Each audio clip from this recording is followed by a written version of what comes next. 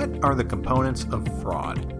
According to the Association for Certified Fraud Examiners, 3 factors play a prevalent role in the likelihood of fraud occurring in an organization. Those 3 factors are opportunity, pressure, and rationalization. Opportunity is what a business can pay the closest attention to for things such as misappropriation of assets.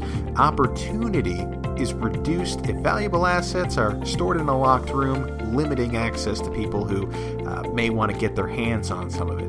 Now, just because a person has all 3 of these components does not guarantee that fraud will actually occur. Same thing applies to all 3 of the components combined. Opportunity and rationalization, or opportunity and pressure, can very well be a driver for committing fraud. No need for a 3rd component sometimes. To learn more about this topic and many others through audio lectures, video lectures, and study guides, head over to www.thelearningbeanonline.com. Link is in the description below. If you have any questions, add them in the comments below, and don't forget to like and subscribe so we know to answer more of your questions.